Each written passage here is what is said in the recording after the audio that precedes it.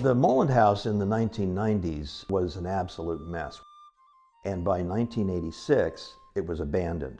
Stood abandoned for 10 years. So you can imagine what it would have looked like at that time. The vandals broke in during that 10 years. There was not one piece of glass left in the house that was intact. They had destroyed lots of interior areas and graffiti on the wall and the whole bit. The windows were boarded up with plywood, and under the eaves the boards were rotten. Animals were getting in, so there were animals living in the attic. There was sewage from the basement spilling into the well, which is also into the basement, and so you can see it was very obvious that no one could live here. And so in 1986 the Board of Health condemned the house for health reasons. So it was commonly known that this was Washington's headquarters. As a result, as the people around here saw this deterioration happening, they really got hot. The people who did live around here were constantly reminded of the fact that this important building, one of the most important certainly in Bucks County, was deteriorating. And I have to tell you that there were some people, and even on the Board of Supervisors when we first started this, who basically said it's just an old house, knock it down. Demolition by neglect.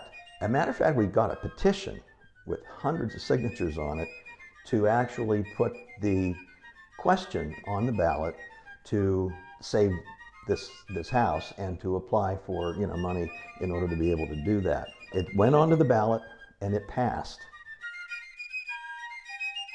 As things turned out, what happened is that they didn't really have to do that. They didn't have to exercise their authority with that. And the reason why was because the Mignotti Corporation had bought a big tract of land over here. And in return for some zoning considerations, Mignotti said that he would donate the house and 12 acres of land to the township. So the township actually owns the house now, and they own the 12 acres of land. It's the Warwick Township Historical Society now that takes care of all of the maintenance. They take care of the entire grounds. Murray pushed to have this colonial garden, this formal garden put in up here. All of the work that's done around here to keep this place beautiful is done by Historical Society volunteers. And when you see the condition that this house was in, and then you see it now, people come around and they are just astonished at the progress that's been made and the way it looks today.